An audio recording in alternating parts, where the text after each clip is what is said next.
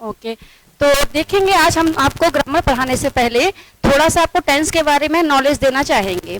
Because जब अपन grammar सीखते हैं तो ग्रामर में कुछ भी सीखने के लिए हमें टेंस की नॉलेज होना बहुत जरूरी है। As you know, tense is the basic need of English grammar. अच्छा, जब आप टेंस होते क्या हैं?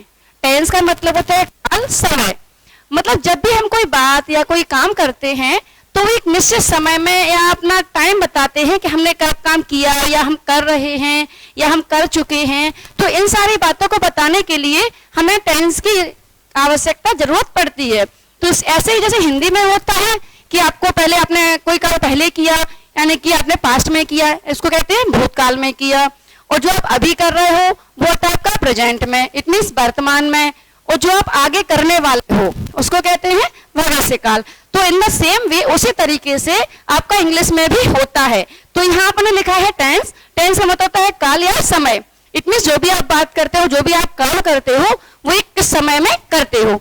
तो इसमें आपके टेंस तीन प्रकार के होते हैं। There are three types of tenses. First is present tense, second is past tense, third is future tense. जैसे आपने हिंदी में बताया, प्रेजेंट का मतलब वर्तमान, जो अभी चल रहा है, एंड पास्ट इज भूतकाल, जो कि आपका बीत चुका है और निकल चुका है।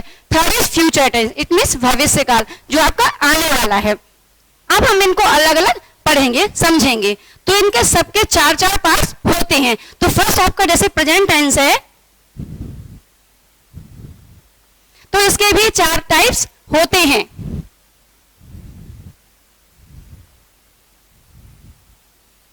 फर्स्ट है आपका इंडेफिनिट, सेकंड है आपका कॉन्टिन्यूअस,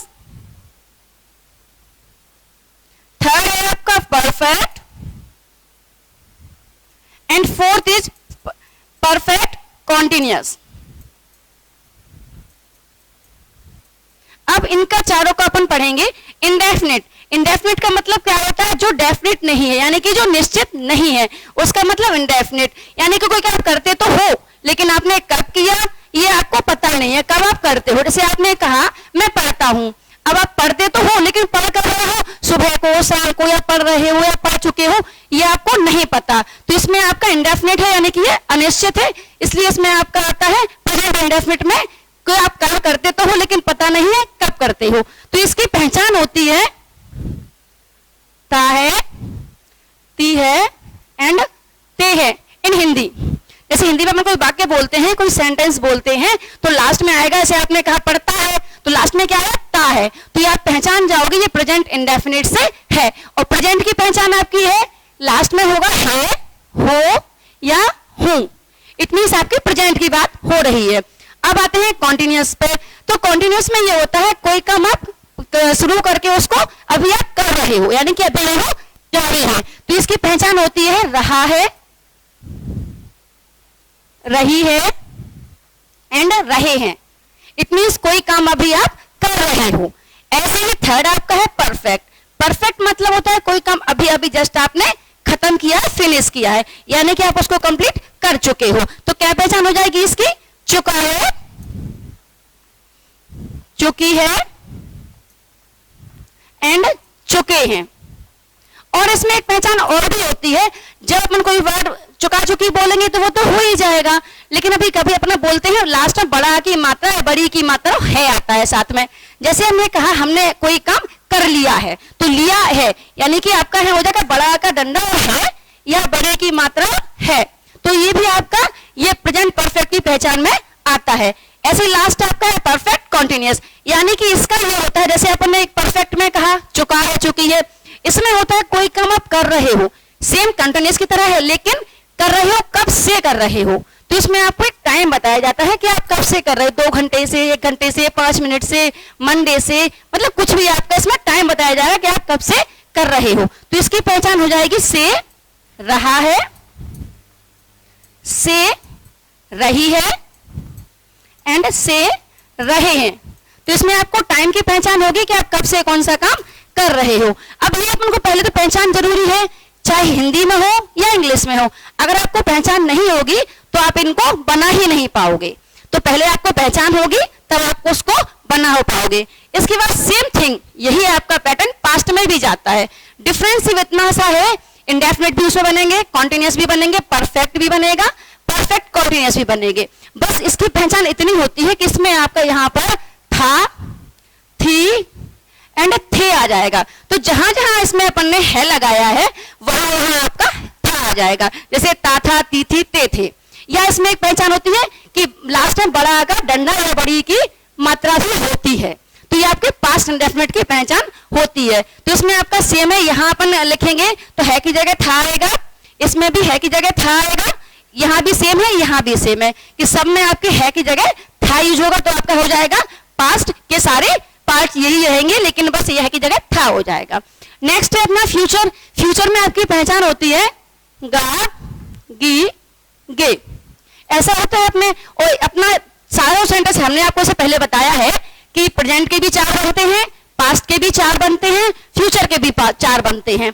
तो पास्ट के इसमें अपना था थी हो गया, ऐसे ही in the same way future में भी आपका हो जाता है कि आप यहाँ क्या करेंगे, आपने इसको कर दिया लास्ट में, वो है ऐसे अपन ने लिखा कहा था वह पढ़ता है, इसको करेंगे अपन वह पढ़ता था, पास्ट में हो जाएगा। इसी को थर्ड में अपन करेंगे तो वो पढ़ेगा, मतलब ये बात हो गई फ्यूचर की। अपन एग्जांपल से भी समझेंगे हम लोग, लेकिन अभी आपको सिर्फ हम इसको आइडेंटिफाई करना सिखा रहे हैं कि जब आप सेंटेंस आइडेंटिफाई कर पाएंगे तभी तो आप उसको आगे बना पाएंगे।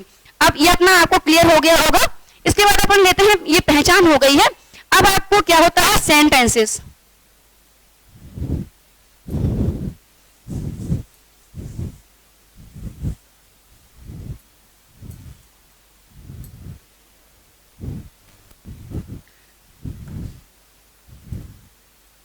ये तो हमने पढ़े टेंस, अब इसमें होते हैं सेंटेंसेस। ये काल की बात होगी, अब होगी बाकी की बात। तो सेंटेंसेस, सेंटेंसेस अपने 5 प्रकार के बनते हैं। तो सबसे पहले आपके सेंटेंस में बनता है सिंपल, इसको आप अफर्मेटिव भी बोलते हैं या आप इसको पॉजिटिव भी बोलते हैं। तो आपको सिंपल, अफर्मेटिव फिर पॉजिटिव, तीनों एक ही चीज होती है। सेकंड चीज है आपकी इसमें, सेकंड सेंटेंस जो बनता है वो होता है नेगेटिव। थर्ड इज इंटेरोगेटिव,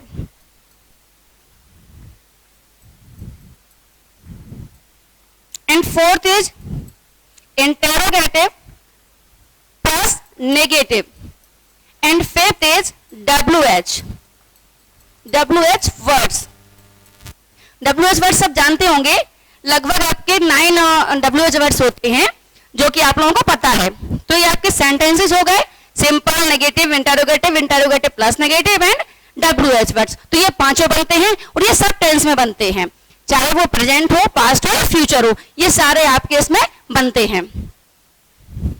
अब आपको हम इसमें क्या करेंगे, एक छोटी सी टेबल बना के, इससे आपके शॉर्ट रूल आपको इसमें टेबल में आपको क्लियर कर देंगे, जिससे आपको लंबा नहीं सीखना पड़ेगा और आपको थोड़े से रूल भी टेंस बनाने के मालूम चल जाएंगे। तो पहले थोड़ा सा एक टेबल बना लेंगे जिससे आपके तीनों टेंस के रूल्स क्लियर हो जाएंगे। अब जैसे अपन ने यहाँ पे लिखा था प्रेजेंट इंडेफिनिट, यहाँ पे लिखा था past indefinite, and third is future indefinite. Okay, अब इसमें सिर्फ आपको चेंजेस कहाँ होते हैं, सिर्फ हेल्पिंग वर्ब और मेन वर्ब में चेंजेस होते हैं और कहीं चेंजेस नहीं होते हैं। जैसे आपका टेंस में सब्जेक्ट सब में रहता है, ऑब्जेक्ट सब में रहता है, चेंजेस आपकी हेल्पिंग वर्ब और मेन वर्ब में होती है। तो इसको अपन यहाँ हम आपका सारा लिखेंगे, यहाँ सिर्फ आपको जो चेंजेस होने हैं वहां वो लिखेंगे और फ्यूचर में भी अपन सेम करेंगे। तो जैसे अपन ने लिखा सब्जेक्ट मीन्स होता है कर्ता, मतलब जो काम कर रहा है उसमें उसको बोलते हैं सब्जेक्ट, प्लस इसमें प्रेजेंट इंडेफिनिट में क्या होता है, वर्ब का फर्स्ट फॉर्म आता है और इसमें एक रूल होता है एस या ईएस लगता है। जब आपका सिंगुलर सब्जेक्ट होता है तो उसमें ऐसा एस यूज होता है। Third is object and plus RS.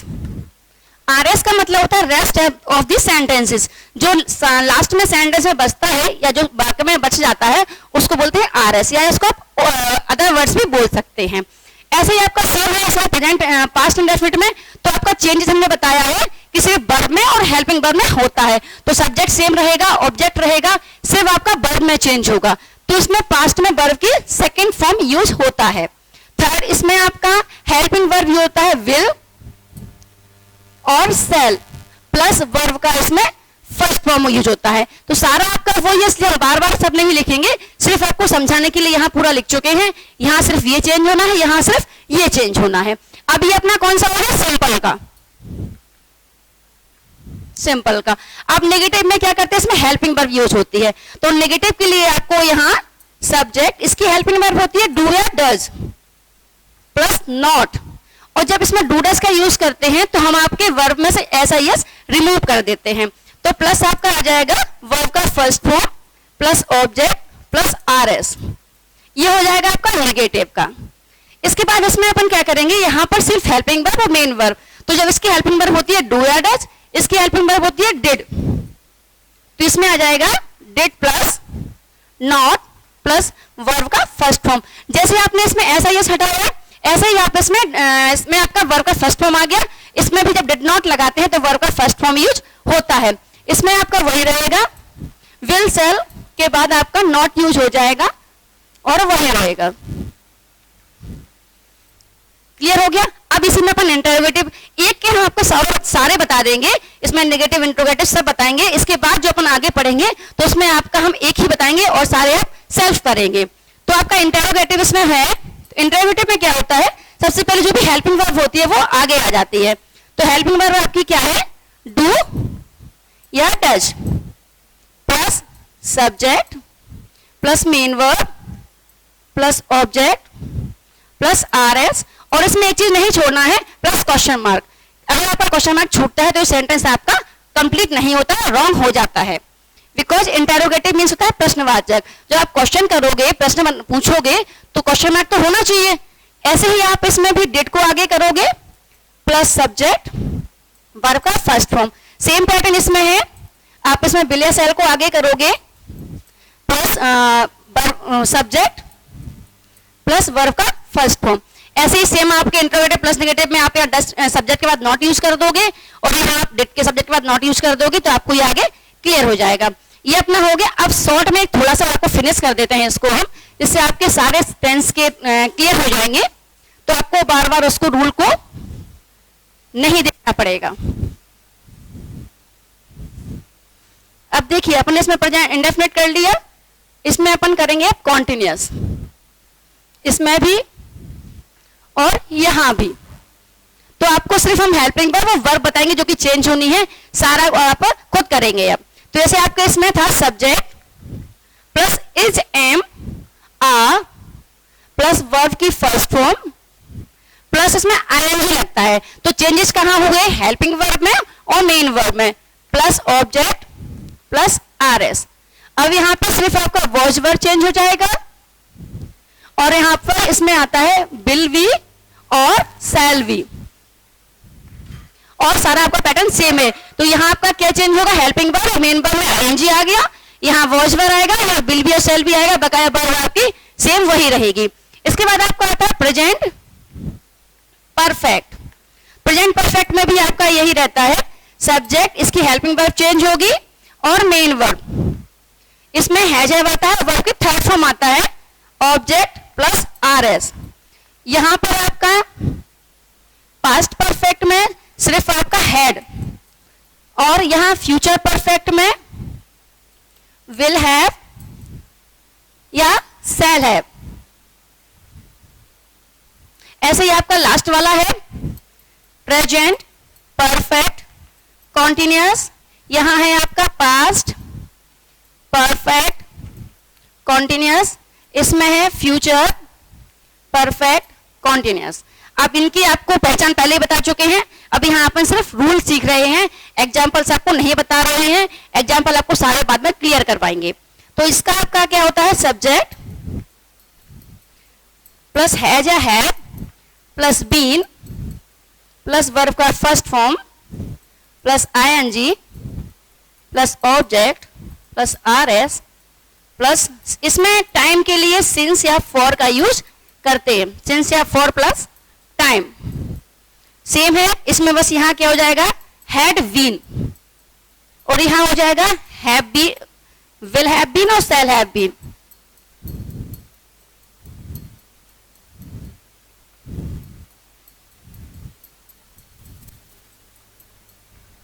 बकाया आपका पूरा सेम रहेगा। तो ये सारे आपके रूल हो गए, सारे आपके टेंस के रूल्स क्लियर हो गए, आपकी पहचान क्लियर हो गई। अब आपको हम नेक्स्ट वीडियो में आपके इसके एग्जाम्पल्स के थ्रू आपको इसको क्लियर करेंगे और आगे अपन सीखेंगे। Thank you.